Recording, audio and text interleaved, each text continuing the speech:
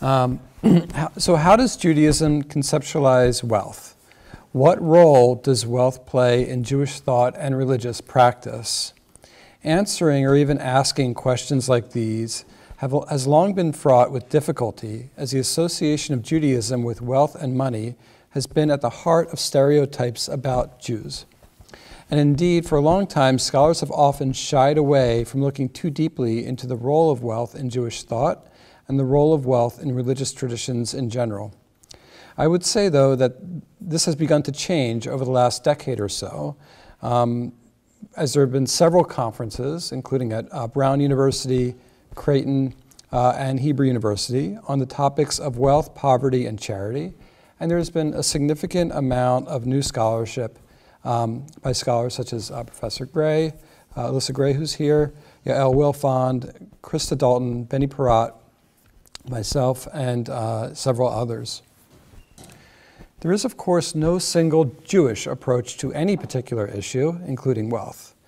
Nevertheless, I find focusing on classical rabbinic literature to be a useful place to start.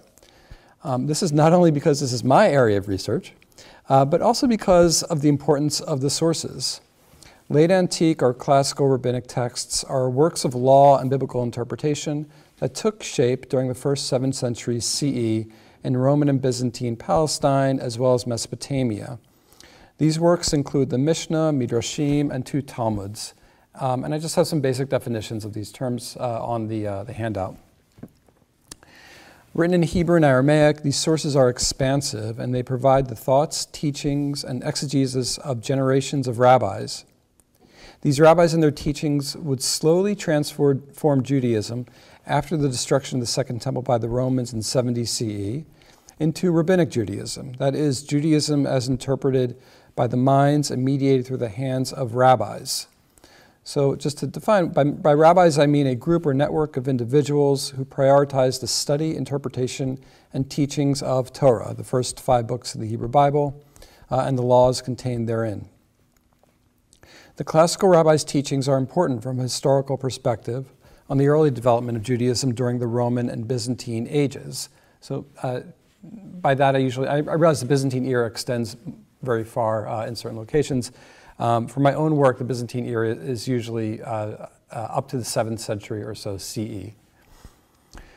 So in addition to a historical perspective, these texts are also important from an ongoing theological perspective, as these texts continue to be the core sources of Jewish law and Jewish thought to this day. That is, classical rabbinic sources on wealth stand at the heart of late antique, medieval, and even modern views. In my brief time, I will touch upon some of the basic issues and questions that surround Jewish approaches to wealth. I will then briefly discuss what I think is the key term, mammon, and then briefly talk about what one ought to do with their wealth, namely give it as charity. So first, some sort of aspects of the Jewish, the concept of wealth in Judaism. Wealth as a mark of divine favor. In rabbinic literature, and I imagine we're going to see this also in the other religious traditions that we look at in this conference, one line that emerges is the idea of wealth as a mark of divine favor. For example, wealth marks God's favor for the rabbis and their characteristically rabbinic activities, including and especially Torah study. The rabbis back this up by drawing on Proverbs 14:4, quote, "The crown of the wise is their riches," end quote, to develop a position that equates wealth and wisdom and in turn wise individuals, by which the rabbis mean themselves. Fear of God, manifested by keeping commandments, helps one attain wealth and success. And as Alyssa Gray has written, status and power are rarely severed from wealth in the rabbinic corpus. In addition, rabbinic texts also show an awareness that wealth and the favor that it represents can be fleeting. It can disappear without one being able to anticipate or understand the reasons why, and without a clear roadmap on how to become wealthy again. That is, there's uncertainty about wealth that I will address more fully further a little bit later on. The rabbis posit that a loss of wealth can be akin to a succession of formulating parables, producing diligent students and exegetes, and the end of goodness and the glory of Torah, and so on. So it could be a mark of sort of the end of normal rabbinic activity. That is, wealth is incorporated into the core activities of what it means to be a rabbi. At the very least, wealth is an assumed presence in rabbinic life. At most, it can even be a central aspect of rabbinic identity. The rabbis also attach wealth to other leadership models. While the Jerusalem temple had already been destroyed for some time by the time these rabbinic texts were formulated, the rabbis themselves nevertheless talk about what would make an ideal high priest of the temple. In particular, the rabbis teach that a high priest must demonstrate superiority in beauty, strength, wealth, wisdom, and appearance. So, looking at these different elements, it is not surprising to find wisdom in this list, and physical strength is a sign of power. Beauty and good looks have precedent in biblical laws that priests must have no physical imperfections. The association of wealth with beauty is also apparent when rabbis associate sort of the reverse, poverty with a lack of beauty. In one passage, Mishnah Nidarim, the rabbis write, "The daughters of Israel are pretty, but poverty disfigures them." Indeed, wealth is often seen by the rabbis as a sign of divine favor, and here too, with the identification and election of the high priest. Perhaps most visibly, Rabbi Judah the Prince, one of the wealthiest Jews in Roman Galilee, is often rendered as both a leader of the rabbinic movement and a model of piety. This may be contrasted against some contemporaneous Christian writings of the era that an aversion to loving money should be a qualification for church leadership. Indeed, it has been underappreciated and perhaps taken for granted that the individual who led the editing of the Mishnah, the sort of bringing together or redaction of the Mishnah, sort of one of the core texts of rabbinic thought, that this individual, Rabbi Judah the Prince, was also one of the wealthiest individuals in Jewish society. On the one hand, wealth is a mark of divine favor, as the individual selected as high priest should be wealthy, just as he is born with other qualifications that are more biological in nature. On the other hand, the rabbis also indicate that wealth can be created by humans. In this sense, the rabbis seem to recognize that humans have agency and control over the provision of wealth and one's economic standing. That is, these texts point to the heart of a fundamental ambiguity and tension embedded in early rabbinic understandings of wealth. It is both ordained by God and the product of human action. The ambiguity and uncertainty about the sources of wealth, a topic that would continue to preoccupy later Jewish thinkers for generations, surely caused anxiety. Where does wealth come from? Is it solely a function of divine favor and therefore a sign of how well one comports to God's instructions? Or is it determined by earthly economic realities? And how can one predict when one factor will prevail over another? So another important aspect of Jewish and specifically rabbinic approaches to wealth is uncertainty about the sources and causes of wealth. What makes one individual wealthy or become wealthy, so it sort of changes in status, and another poor or become poor? That is, not only do the rabbis ponder how to address the needs of the poor, but they also ponder the nature and causes of need. We see the rabbis wrestle with fundamental questions about the connection between God and gold. Is wealth divinely mandated, a product of human actions and choices, or some combination of the two? To what extent can humans control or influence their level of wealth by their actions with respect to God, other humans, or both? Without certainty regarding wealth's causes, one's rise or fall in wealth is confounding and unpredictable. These theological, economic questions were pondered long before the rabbis, contemporaneous with the rabbis, and by many thinkers since. One starting position is that God controls wealth and poverty, which we see already in the Hebrew Bible, in Deuteronomy, in Proverbs, in Samuel, and several other places. This topic continues to be discussed throughout biblical and later Jewish traditions. Rabbi Judah declares that all wealth is divinely ordained and distributed in accordance with one's merit with respect to God. What is especially interesting is that he argues for divine determination by contrasting it against the powerlessness of earthly trades and human determination. So the rabbis talk a lot about sort of earthly vocations, camel riders, craftsmen, and so on. And they understand sort of the roles that they play in the economy. And there's this sort of constant tension, not only within the category of earthly work. I'm sorry, not only between sort of divine favor and human's ability to control economic circumstances, but also within humans' ability to control economic circumstances. You have sort of the rabbis going about their sort of ideal lifestyle of being teachers and interpreters of Torah, versus the sort of working class, if you will, individuals, many of which the rabbis also, which included vocations that some rabbis also engaged with themselves. Judah declares divine control of earthly wealth by asserting that no particular vocation will necessarily lead to wealth or poverty. So basically what Rabbi Judah says, and I didn't include all the text here, but what Rabbi Judah says is that there's no particular earthly vocation that definitely leads to wealth and definitely leads to poverty. And maybe that's his way of undermining the value of sort of craftsmanship and trade. Another typical rabbinic theme is reversal of fortune. And we see this in other traditions as well, whereby God makes the rich poor and the poor rich. A position that is consistent and seems to be based on an ethos expressed in biblical passages such as Proverbs 22:2 and 29:13. There is, however, a degree of ambiguity, as impoverishment and reversals of fortune are often cast as consequences of one's actions. Within the framework of divine justice and the principle of measure for measure, midah keneged midah, whereby rewards and punishments match their corresponding deeds in extent and kind. This concept of measure for measure was invoked in an array of contexts in the ancient world, from the Code of Hammurabi to classical Greek writings. In Jewish trajectories, it appears in the Hebrew Bible, in Second Temple era texts such as Jubilees, and throughout rabbinic literature. The principle of measure for measure can be initiated by humans, such as in Mishnah Sota, chapter 1, where we read, "The measure with which man measures out to others will be measured out to him." So sort of a clear rabbinic statement of measure for measure.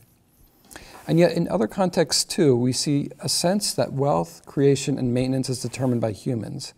As Michael Satlow rightly notes, rabbinic texts teem with discussions of workers, craftsmen, markets, partnerships, and issues of property transfer.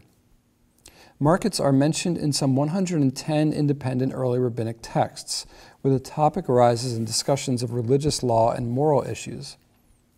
These texts demonstrate an understanding of how wealth can be created or lost due to sort of human activity alone.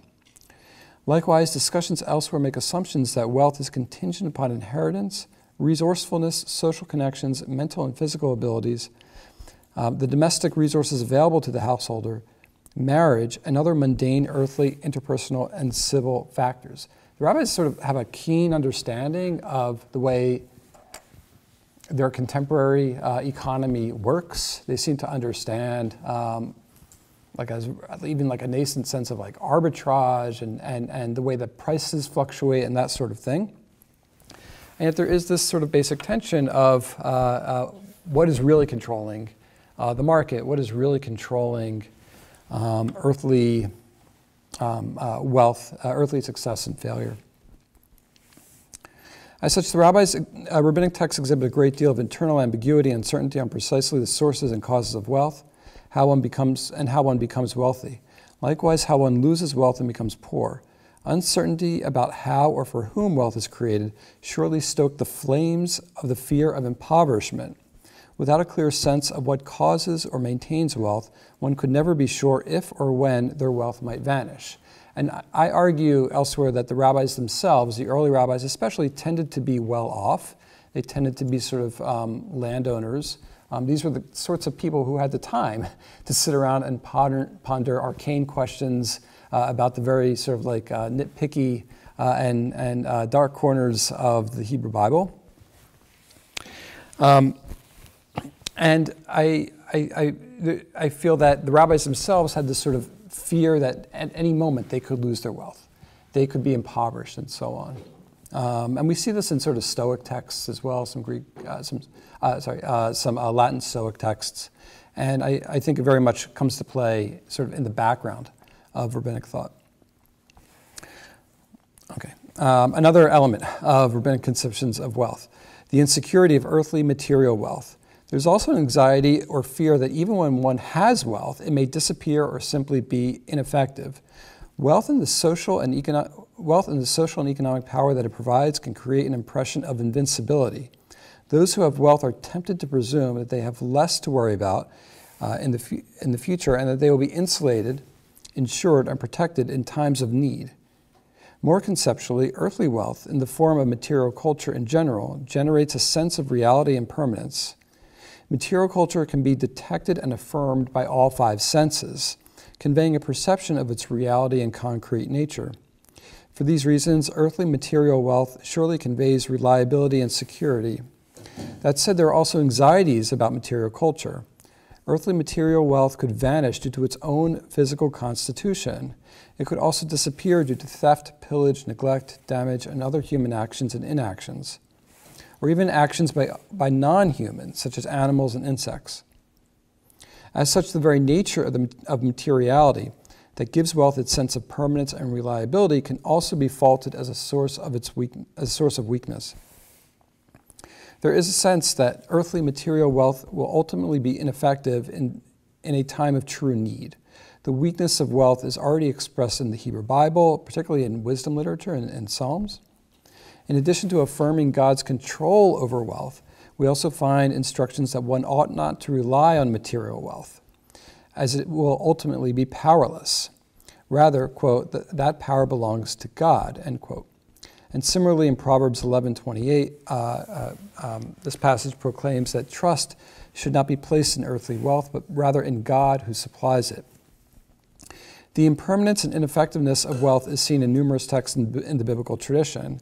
Gary Anderson has explored this topic in depth in writings of the late Second Temple period and the New Testament. Fear of deterioration or corrosion was famously expressed in early Christian writings, such as in Luke, where we read, "Sell your possessions and give alms, make purses for yourselves that do not wear out, or unfailing treasure in heaven, where no thief comes and no moth destroys. And your riches have rotted, and your clothes are moth-eaten. Your gold and silver have rusted, and their rust will be evidence against you, and it will eat your flesh like fire. You have laid up treasure for the last days. Further on in Matthew, do not store up for yourselves treasures on earth, where moth and rust consume, and where thieves break in and steal." That is, precious metals can rust as the very materiality that gives wealth the perception of permanence and power also constitutes its fundamental weakness. These attitudes are also found in rabbinic literature, though to be sure, rabbinic literature itself is incredibly inconsistent and ambiguous on many of these points. On the one hand, we have texts that clearly accept the association of wealth with strength. On the other hand, in particular, there's an interpretation of the famous Shema prayer from Deuteronomy that equates strength, which is mentioned in the Deuteronomy text, with wealth. On the other hand, we also have rabbinic texts that cast wealth as vulnerable and unreliable. That material culture can break down and deteriorate is known throughout rabbinic literature, especially regarding discussions of how purity laws relate to utensils, so-called tractate kelim, as the rabbis deal frequently with deterioration and breakage. More broadly, mammon, which is wealth, cannot redeem one's soul, as earthly wealth is ultimately useless for atonement. A remedy for the insecurity of earthly physical wealth is to store one's holdings in heavenly accounts, which is made possible by giving alms. The wicked store their goods in earthly treasuries, believing that doing so will provide the resources needed to protect them against future danger. The righteous, by contrast, give their worldly assets to the poor, which will truly serve as an effective bulwark against any future danger. This helps us understand how the rabbis embrace and further development of a system, however ideal, whereby a well-off person on earth can transfer their money into an otherworldly bank account. The prime example of this is the narrative on Munbaz the king, which is on the handout, and I'll sort of circle back to later. Just as it did for writers of the Second Temple era, storing one's wealth in an otherworldly bank was understood to be safer than in this world. The rabbis could rest easy knowing that their wealth would be preserved, safe from whatever might cause it to vanish. Indeed, the solution is not unique to Judaism. Writing about early Christian sources, for example, Peter Brown notes that some pagan onlookers recognized this Christian, what they thought was Christian, idea of heavenly treasures and were suspicious of it. The extent to which the notion was understood as literal or metaphoric in ancient Judaism, or among the rabbis in particular, remains undetermined. Returning now to the topic at hand, many ancient writers saw wealth as inherently impermanent. In addition to the fear of sudden loss of wealth and impoverishment, wealth itself was inherently unstable, ineffective, or both. It could be lost, proved to be inert, and so on. And it surely contributed to the rabbis' anxieties about wealth. Shifting now to key terms. With regard to key terms, I think the most important term for wealth is mammon. This is on the handout. Absent from the Hebrew Bible, the term mammon first appears in texts from the Second Temple era, that is, late Hellenistic and early Roman era, before the year 70 CE. We see mammon in the Wisdom Ben Sira, in the Dead Sea Scrolls, and in the Gospels. These texts suggest two distinct senses of mammon. First, in a limited number of texts, predominantly in the Gospels, mammon is inherently negative and disadvantageous to its possessor. This may have been a minority perspective, but due to the New Testament's later influence, this viewpoint would ultimately come to define broader attitudes towards mammon. Second, and perhaps more strongly, several Second Temple era texts see mammon as value neutral. In my book, I explore in detail how mammon is used in early rabbinic texts, and I will summarize some of that here. I find that the rabbis understood mammon as a material asset, and specifically as movable wealth.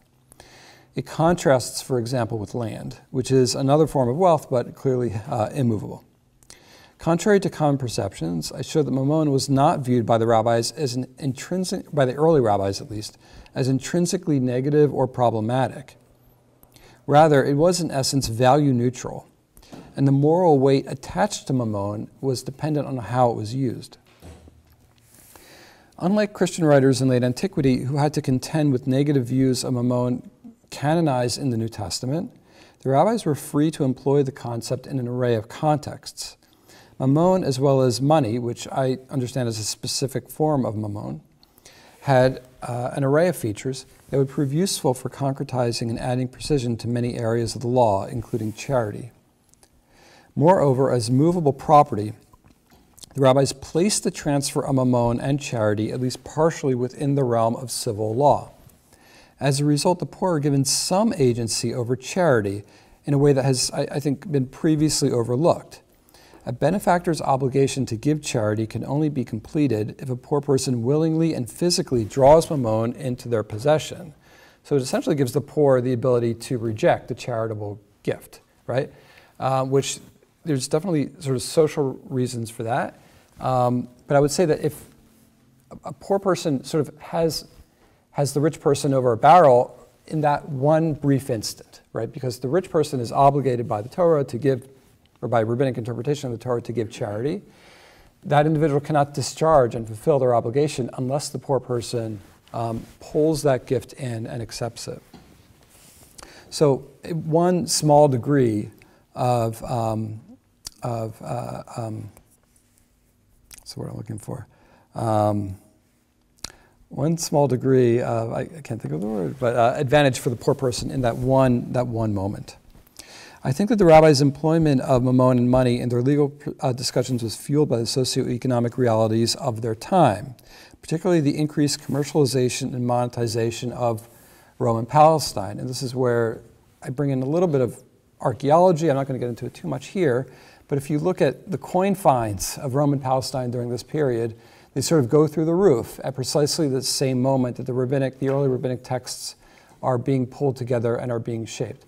And I can't help but to wonder or hypothesize if the reality that was going on around the rabbis, the sort of increased commercialization and marketization and integration into the wider Roman economy, was somehow having an influence on the way that they thought about their interpretation of biblical laws. Charity. If mammon is morally neutral and the emphasis is placed on what one can do with what one should do with it, this leads to the question of what one ought to do with it. One good thing that the rabbis advocate for is to give one's wealth as charity. The topic of charity also connects the topics of wealth and poverty, the two parts of this conference. I think the best example of this is the aforementioned narrative about Munbaz, a text that appears in several different rabbinic compilations. Both through the example of Munbaz's giving and the conceptual discussion in the second part, charity, or tzedakah, is defined specifically as the provision of mammon or wealth to the living poor. So this is all in the handout. It's a very long text. I don't know if it's worth going through on our own, or maybe I'll sort of see how we are time-wise at the end, but we can definitely discuss it. The connection between charity and wealth can also be seen in a passage from Mishnah Avot. This is the last text on the handout, page 2, where it is used as a means to define one's disposition and character. And this I'll kind of walk through a little bit more carefully because it's pretty short. Mishnah Avot, I would also say, is of sort of elevated importance, not necessarily to the rabbis who wrote it, but in sort of later Jewish tradition. It's become sort of often one of the only pieces of Mishnah that many Jews have some knowledge about. It's often published on its own in a separate volume. So it's had sort of like an outsized importance on the development of Jewish ethics. And here I read from Mishnah Avot, chapter 5. Those who give tzedakah, or charity, are of 4 dispositions. First, one who wants to give, but not that others should give. Such a person has ill will towards that which belongs to others. Second, lemma C, one who wants that others should give, but not that he should give. He has ill will towards that which belongs to himself. D, one who wants to give, and that others should give. This is a pious individual. E, one who wants to give, and one who does not want to give, and that others also not give, he is wicked. So the first lemma B, promises to give away. In the first lemma, the first figure in lemma B, promises to give away his own possessions as charity, but does not want others to give away their belongings. This attitude, the text declares, demonstrates ill will towards the possessions of others. And I love how the possessions can be somehow hurt or offended in this way. But it really means about the people who own those possessions. The opposite attitude is explored in lemma C, where the figure wants others to give charity, but does not wish to do so himself. This behavior expresses ill will towards the protagonist's own possessions. The next couplet discusses one who gives and encourages others to give, and the opposite, this is lemma D, and the opposite case in which one does not want anyone to give. These last 2 dispositions have intuitive outcomes. The figure in lemma D wishes to fulfill a commandment, so he's predictably characterized as pious, while the individual in E is characterized as wicked because he does not want himself or others to fulfill the commandment. The passage also demonstrates how attitudes towards charity and wealth are all closely interlinked. The first 2 dispositions are rather complex, as retaining one's possessions is cast as an expression of ill will towards those belongings. This can perhaps be explained by a failure or prevention to fulfill a commandment and earn a reward. More generally, it also prevents the giver from experiencing the joy of giving, a characteristic of what's called sometimes impure altruism that we see in other rabbinic texts. The latter aligns with the findings of sociologists that giving away one's possessions creates happiness for the giver, in contradistinction to the conventional view that acquiring and retaining material goods promotes happiness. Whatever the case may be, Mishnah Avot's idea that if one truly values their possessions then they should give them away would have been shocking and counterintuitive to ancient readers, and aligns also with what we see in the longer text where King Munbaz increases his wealth by giving away his earthly possessions. Note that the one who limits the amount that is given as charity is not charged with expressing ill will towards the poor. The act of withholding charity or wanting others to withhold charity is not couched as an injustice to the poor, to the potential poor recipient. Rather, the focus is on the potential givers and giving. So the rabbis are very much writing these early texts, I think, from the perspective of people who have money to give, and they're writing it for people who have money to give as well. The focus is on givers and giving more so than on the poor and receiving. To conclude, I want to highlight what I think is, I like to think is an important takeaway with regard to classical rabbinic conceptualizations of wealth. The understanding, at least initially in early rabbinic sources, that wealth is value neutral allowed for and even promoted significant flexibility with this concept. In contrast to Christian writers of the same time period, who were somewhat stuck, if you will, with the negative connotations of mammon in the New Testament, the rabbis were freer of such anchoring and were freer of this sort of negative baggage and could explore the uses of wealth more expansively and creatively. This was paired with inherited biblical imperatives to support the poor. As such, the early rabbis fleshed out and amplified the concept of charity, of giving one's wealth to the poor. Indeed, charity would become and remains a central aspect of Jewish thought. I look forward to your thoughts and to learn more about comparative ideas in Christianity and Islam. Thank you very much.